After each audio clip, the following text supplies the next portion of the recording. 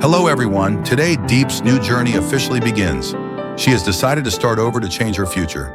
But just at this moment, CEO James has to cancel his meeting with Diep. So what will happen next? Where will CEO's company go from here? Let's follow along and anticipate the exciting developments right now. Don't forget to like the video, comment your thoughts, and subscribe to the channel so you won't miss the next episodes. Today marks a new turning point in Diep's life. CEO James, who has always supported her, hired a teacher to help Diep start over. A door to knowledge is opening, but is Diep ready to walk through? When the teacher first appeared, she asked, "Are you Diep?" Diep, surprised, quickly replied, "Yes, that's me. Who are you?" The teacher not only taught, but also listened. Diep shared her background with emotion. "My family was poor. My parents passed away early, and I had to live with my uncle. But girls weren't allowed to go to school. Only boys could learn." The teacher nodded in understanding. "I understand, but learning isn't just about reading and writing. It's about opening your future.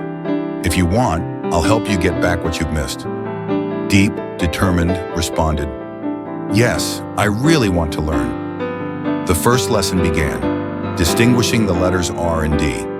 It was a challenge for Diep, but the teacher patiently guided her. Finally, Diep's efforts paid off, but learning to read was just the beginning. The teacher asked, "What does it mean to be wealthy?" Diep replied, "A person with a lot of money." The teacher smiled. "Yes, but wealth is not just money, it's knowledge and thinking. There are three types of rich people: those who are born rich, those who get lucky, and those who work hard for it. Which one do you want to be?" Diep thought deeply, realizing that to escape her difficult life, she needed to change. She understood that learning wasn't just about reading and writing, it was about thinking, getting rich, and building a new life.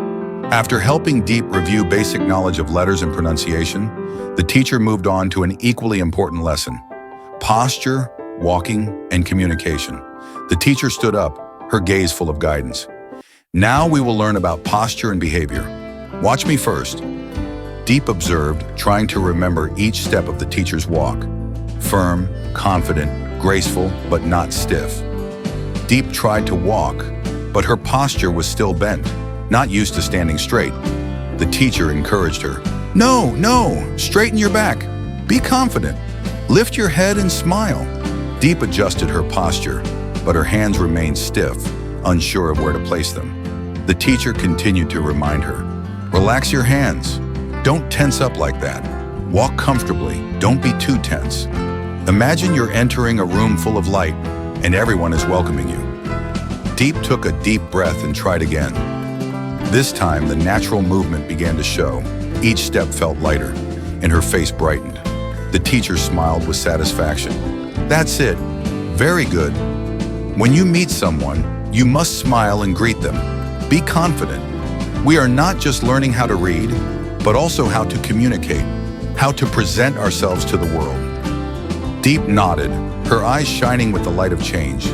She realized that to succeed, knowledge alone wasn't enough. She also needed the right demeanor and confidence. After the lesson, the teacher met with CEO James and reported on Diep's progress. She mentioned that Diep had a good grasp of the alphabet, but still needed more time to improve her thinking and communication skills. James shared that he wanted to train Diep so she could eventually work at his company. The teacher agreed to continue her guidance and suggested that James reach out directly if there was any additional knowledge needed for Diep.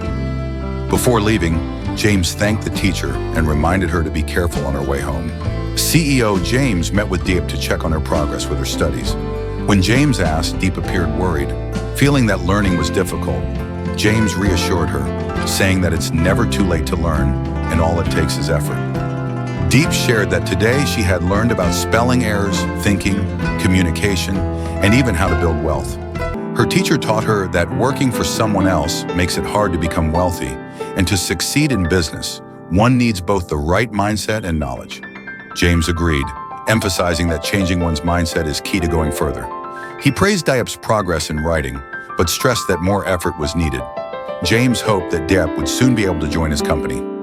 Diep promised to study hard, but still felt undeserving. James reassured her, saying that where she came from didn't matter. What mattered was her determination. From a girl who couldn't read, Diep had the potential to achieve a better future. He reminded her to be strong, not to cry, and to smile brightly. James asked Diep about her work for the day and if she had any special plans. Diep replied that today she was going to sell sapodilla fruit, which she had already prepared and placed here. However, she was worried because she wasn't sure if the cold weather would allow the fruit to ripen. James reassured Diep, suggesting that if she still took the fruit to the market, she would have more opportunities to sell, especially since there was a market day today and many people would be out shopping.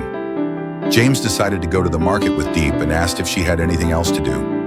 Diep said no, that things at his company were going well and there were no issues.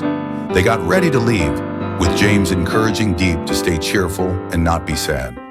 Diep took out the sapodilla fruit, but James commented that while the fruit looked good, it wasn't fully ripe yet. They gently discussed the possibility of the fruit becoming mushy when it ripens and the need to be careful with it. Diep quickly went inside to close the door and prepare to leave.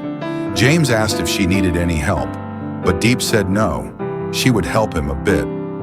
Before they left, James asked which market Diep would be selling at today. Diep replied that she would sell outside the town. James shared that he had also worked in agriculture before and understood how hard the work could be. He waited for Diep to finish and was ready to accompany her to the market. James received a call informing him that the company's partner, John, wanted to meet with him immediately. Diep was getting ready to sell her goods when James said to her, "Diep, stay here, I have a phone call." Diep asked, "Are they ripe yet?" James replied briefly, "We'll see," and then started the call. After the call ended, James said to Diep, "Hello, boss, what's going on?" He then asked, "John wants to meet me? Right now?" He was informed that the meeting was taking place at Kim Bin Kwan Cafe. "All right, I guess I need to go back first," James told Diep. Diep replied, "If you're busy with work, go ahead." James said, "So, you stay here and sell. I'll come back later. We'll meet tonight.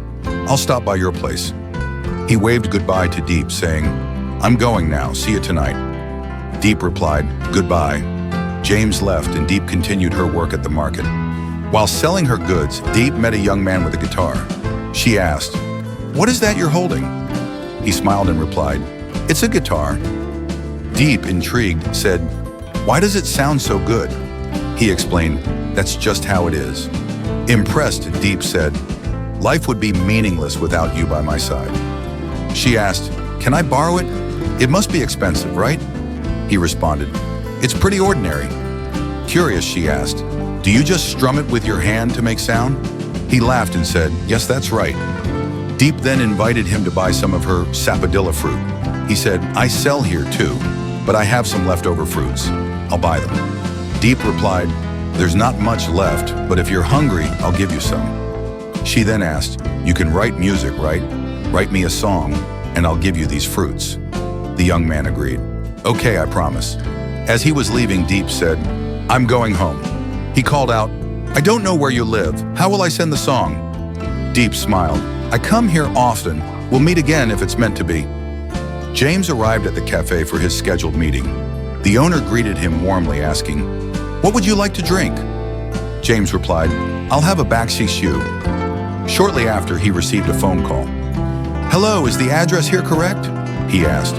The voice on the other end confirmed, and James muttered, "All right, I'll wait a little longer." He began to feel suspicious about the meeting, thinking, "I wonder what he's up to. And who is John? Why is he so mysterious?" He questioned, "Is it really so easy to meet with me?" At that moment, he received another call from a strange voice. "Hello," it said. James responded, "Hello, who are you?" The voice replied, "I'm John." James, still skeptical, replied, "I have some work today. Let's reschedule our meeting." The call ended, leaving James with even more unanswered questions. The artist followed Diep home and stood at a distance, watching her diligently sweep the area. He whispered to himself, "Ah, so this is where she lives." As he looked around, he noticed the place was a bit dusty, yet there was something simple but special about it. Diep caught sight of him and smiled, saying, "You all have to live healthily. Eat well, live your life to the fullest." She pointed to the chickens growing quickly and added, These chickens are growing so fast. Diep set the table carefully for dinner, her eyes gazing out the window, waiting eagerly for James. But as time passed, she began to feel uneasy. I wonder if James will come tonight, she thought to herself. She glanced at the clock and sighed. Why is he taking so long? She turned to her dog, Hockey, and gently asked, Hockey, are you hungry? Then she smiled and added, I'll feed you later. But deep inside, Diep couldn't shake the feeling of disappointment. Meanwhile, James was in a different place, quietly reflecting on Diep. Diep must be waiting for me to have dinner together, he thought. His mind was filled with questions and worries. He quickly grabbed his phone and made a call. Hello, he said as soon as he heard the voice on the other end. All right, I'll be home soon. Keep this secret. Don't let the leadership know. I'll take full responsibility. The call ended and James returned to his work, but his thoughts remained on Diep and the evening he had promised her. Thank you all for watching this video. I hope that the shared thoughts have given you some interesting insights. Feel free to leave your opinions in the comments below. I'd love to hear your perspectives and feedback. Don't forget to like, share if you found the video helpful, and subscribe to the channel so you don't miss out on the next videos. Thank you so much and see you in the next ones.